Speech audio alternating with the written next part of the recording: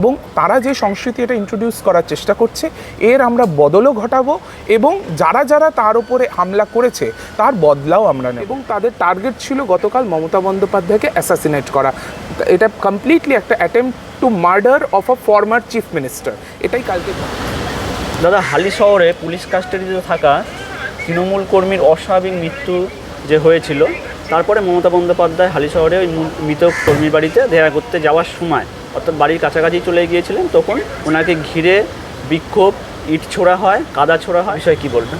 দেখুন, গতকাল বাংলায় আমরা যে ঘটনা দেখলাম, একজন প্রাক্তন 3 বারের মুখ্যমন্ত্রী, মহিলা প্রাক্তন মুখ্যমন্ত্রী এবং যার গোটা ভারতবর্ষের এই সংসদীয় রাজনীতিতে প্রায় 45 বছরের ক্যারিয়ার, এইরকম একজন সিনিয়র পলিটিশিয়ানের ওপরে তার গাড়িকে লক্ষ্য করে ইট ছোড়া হলো, কাদা ছোড়া হলো, জুতো ছোড়া হলো।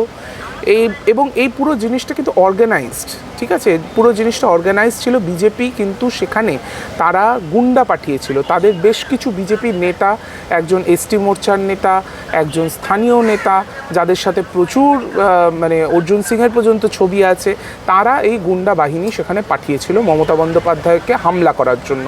এবং তাদের টার্গেট ছিল গতকাল মমতা বন্দ্যোপাধ্যায়কে অ্যাসাসিনেট করা। এটা কমপ্লিটলি একটা attempt to murder of a former chief minister. এটাই কালকে ঘটনা ঘটেছে। কালকে যখন মমতাদি ওখানে যাচ্ছেন তার আগেই কিন্তু আমি এবং আমাদের তৃণমূল ছাত্র পরিষদের রাজ্যের সভানেত্রী প্রিয়াঙ্কা অধিকারী আমরা হালিশহর পুলিশ স্টেশনে আমরা পৌঁছাই এবং তৃণমূল ছাত্র পরিষদের তরফ থেকে আমরা একটি ডেপুটেশন সেখানে আমরা জমা দিই, যেখানে আমরা ক্লিয়ারলি দাবি করেছিলাম যে যিনি তদন্তকারী আধিকারিক ছিলেন আইও, তার আমরা তার অপসারণ চেয়েছি।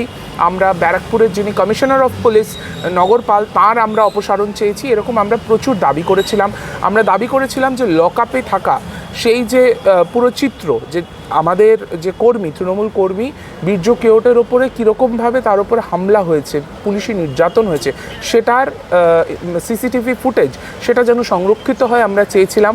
আমরা একটা পূর্ণাঙ্গ তদন্তের দাবি করেছিলাম, যেই তদন্তের দাবি আমি আজকেও করছি। এবং আমি চাইবো যেন এটা একটা জুডিশিয়াল ওভারভিউতে হয়, অর্থাৎ বিচার ব্যবস্থার তাদের নজরদারিতে এই তদন্ত যেন এগোয়, সেটা আমরা চাইবো। ইতিমধ্যেই আমরা একটা স্বস্তির খবর যে আমাদের তৃণমূল ছাত্র পরিষদের এই দাবির এই চাপে, আমাদের আন্দোলনের চাপে, আমরা যে বিক্ষোভ কর্মসূচি করেছি গতকাল, তার চাপে ইতিমধ্যেই কিন্তু প্রশাসন একটা ব্যবস্থা নিয়েছে। তারা আইওকে সাসপেন্ড করেছে এবং আইসিকে ক্লোজ করেছে। এটাকে আমরা আমাদের আন্দোলনের প্রথম ধাপ হিসেবে দেখছি, প্রথম জয় হিসেবে দেখছি।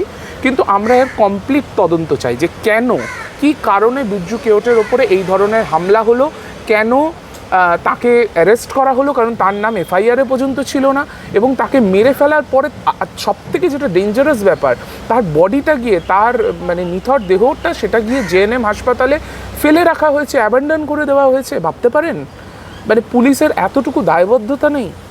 তো সেই জায়গায় দাঁড়িয়ে এই যে পুলিশ, এই যে দলদাস পুলিশ, আমরা তাদের জবাবদিহিতা চেয়েছি এবং সেটা ইতিমধ্যেই গতকাল আমরা আমাদের ডেপুটেশনও দিয়েছি। আমরা সেখানে অবস্থান বিক্ষোভ করেছি এবং পরবর্তীকালে মমতা বন্দ্যোপাধ্যায়ের ওপরে এই যে ডাস্টার্ডলি অ্যাটাক, তারপরেও আমরা ব্যারাকপুর স্টেশনের সামনে আমাদের বিক্ষোভ আমরা প্রদর্শন করেছি। এবার এই জায়গাটা থেকে এখন সরকার এটাকে একটা মেকআপ দেওয়ার চেষ্টা করছে, তারা ফ্যামিলিকে তারা নিজেদের দিকে নেওয়ার চেষ্টা করছে, অনেক কিছু তারা করতে পারে। কিন্তু আমরা আমাদের কর্মী বীর্য কেওট ছিলেন সেখানকার যে আমাদের পৌর প্রধান, তার অ্যাসিস্ট্যান্ট, তার আত্মসহায়ক ছিলেন এবং তার ওয়াইফ জেনি কেওট, তিনি আমাদের তৃণমূল কংগ্রেসের কাউন্সিলর ছিলেন। তো তার উপরে আমাদের দায়িত্ব বর্তায়। আমাদের সর্বোচ্চ নেত্রী, বাংলার প্রাক্তন মুখ্যমন্ত্রী, তৃণমূল কংগ্রেসের সভানেত্রী, তিনি সেখানে উপস্থিত ছিলেন, তিনি গেছিলেন, ফ্যামিলির সাথে দেখা করেছেন, তিনি তার দায়বদ্ধতা পালন করেছেন। আমরা বীর্য কেওটের জাস্টিস আমরা আদায় করেই ছাড়ব। কিন্তু যারা অ্যাটাক করলো দাদা, তাদেরকে কি কোনো রকমে অ্যারেস্ট করার দাবি ভাবি আপনারা জানেন? অবশ্যই, একজনকেও ছাড়া হবে না এবং সমস্তটা আমাদের ভিডিও ক্যাপচার করা রয়েছে।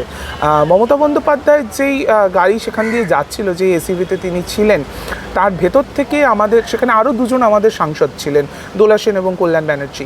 তো ভেতর থেকে, গাড়ির ভেতর থেকে পুরো জিনিসটা কিন্তু ক্যাপচার করা রয়েছে। তো ওই জন্য একজনও কেউ ছাড় পাবে না, আজ নয় কাল, ঠিক আছে? সমস্ত কিছু নোট ডাউন থাকছে, কার কি কর্ম সমস্ত কিছু নোট ডাউন থাকছে, আমরা আমাদের লাল খাতায় লিখে রাখছি, এবং এই জিনিসটা যারা ভগবান বিশ্বাস করেন আমি মনে করি সেই চিত্রগুপ্তের খাতাতেও সমস্তটাই তুলে রাখা থাকছে সব। ঋতব্রত বন্দ্যোপাধ্যায় আপনার যে দলের প্রতীক নিয়ে জিতে এসছেন, কিন্তু ওনাকে কোনো রকম এই ঘটনার কোনো রকম প্রতিবাদ নিন্দা কিছু করতে দেওয়া গেল না। হ্যাঁ, তিনি তো উল্টে সমর্থন করছেন, তিনি বলছেন মমতা বন্দ্যোপাধ্যায় চোরটা ডিজার্ভ করেন, তিনি নাকি চোর শোনেন না। আরে ভাই, তুমি যতদিন অবধি আইএনটিটিউসির প্রেসিডেন্ট ছিলে তুমি কত জায়গায় কত টাকা তুলেছ সেটা তো তোমার এই টোটো চালক অটো চালকরা পর্যন্ত বলে দেবে। তো তোমার কথা, তোমার মানে গুণকীর্তন আমি আর করতে চাই না, ঠিক আছে? এই বালিশচাটা, এই ধরনের গদ্দার বেঈমান, এদের বক্তব্য বাংলার মানুষ কেউ শোনে না।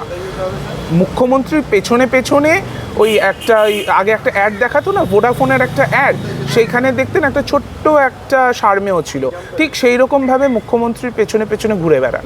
ইনি হচ্ছেন আমাদের বাংলার বিরোধী দলনেতা। বলতেও লজ্জা লাগে, ঘেন্না লাগে, এদের ব্যাপারে যত কম কথা বলা যায় তত ভালো। বাংলার মানুষ দেখছে কি হয়েছে, বাংলার মানুষ পুরোটা দেখেছে কিভাবে মমতা বন্দ্যোপাধ্যায়ের ওপরে কালকে হামলা হয়েছে। বাংলার মানুষ এই ধরনের অরাজকতা, এই ধরনের ললেসনেস বাংলার মানুষ পছন্দ করে না। এটা বাংলার কৃষ্টি নয়, এটা বাংলার সংস্কৃতি নয়, এবং তারা যে সংস্কৃতি এটা ইন্ট্রোডিউস করার চেষ্টা করছে এর আমরা বদলও ঘটাবো, এবং যারা তার উপরে হামলা করেছে তার বদলাও আমরা নেব।